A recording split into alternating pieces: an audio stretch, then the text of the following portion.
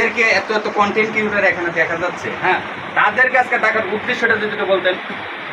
আসলে আমরা যারা এই যে ফেসবুক প্ল্যাটফর্মে কাজ করছি, আমরা কিন্তু একই সূত্রে গাঁথা। হয়তো কারো পেজের ফলোয়ার বেশি, কারো পেজের ফলোয়ার কম। তো এখানে দেখা যাচ্ছে যে আমি একটা ফেসবুক সার্ভিস সেন্টার অফিস উদ্বোধন করতে যাচ্ছি, অনেকদিন যাবত সার্ভিস দিয়ে যাচ্ছি। তো আমি এটা অনুষ্ঠানটা করার উদ্দেশ্য হলো এটাই, আমাদের যত কন্টেন্ট ক্রিয়েটার আছে যাদের সাথে মোটামুটি ভালো একটা রিলেশন আছে, পরিচয় আছে, তো তাদের সবাইকে একত্রিত করে আমি উদ্বোধনটা করতে চাচ্ছি, যাতে এই স্মৃতিগুলো আজীবন থেকে যায়, বা কারো পেজের কোনো ধরনের সমস্যা থাকলে আমার এখানে আসতে পারে, সমস্যাটা সমাধান করতে পারি। তো আমার এখানে আমার এই প্রিয় ভাই মুকার জুনায়েদ ভাই চলে আসছেন হেমন্ত ভাইয়ের ইনভাইটে, আমাকে বলেছিল।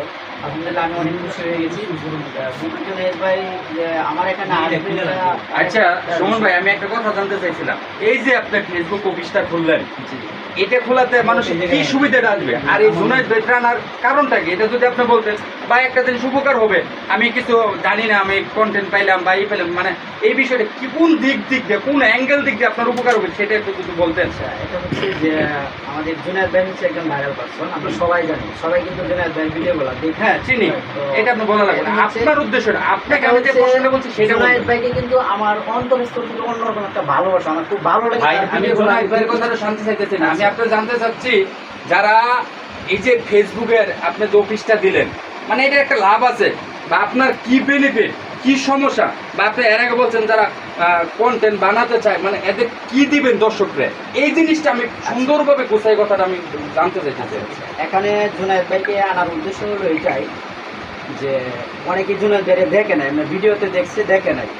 আমারও ছিল হয়তো জুনায়েদ ভাইয়ের সাথে সবাই দেখা হলো, কথা হলো, বা জুনায়েদ ভাইয়ের কাছ থেকে সবাই একটু ভালো একটা দিক নির্দেশন দিল, অনেকের মনে অনেক ফিল তৈরি করে। প্রশ্নটা হচ্ছে কীভাবে ভিডিও তৈরি করলে বলে, কিন্তু জুনায়েদ ভাইয়ের ভিডিও সবাই, আমি এটা তো আপনার কাছে জানতে চাই, ভিডিও আমরা মেক করি, এই যে এই ভিডিওটা চলতেছে, এটা আমরা পোস্ট দেবো, ফেসবুক সাইজ আছে, নিয়ম নীতি আছে, জানার সত্ত্বেও কিন্তু আমরা পোস্ট দেবো। আজকে যে আপনি সরাসরি একটা ফেসবুক অফিস খুলে নিয়েছেন, অফিসে কিন্তু আপনার কাছে হাজার হাজার লোক আসবে, আপনি এমন তো হতে পারেন না হাজার হাজার টাকা আত্মসাৎ করে নিতে পারেন। এর জন্য বলি যে ফেসবুক অফিসটা এমন একটা প্ল্যাটফর্ম যেটাতে কিনা সবাই সতর্ক থাকবে, বা কি নিয়ম নীতি থাকবে সেটা জানার জন্য আমি আপনার কাছে বলছি।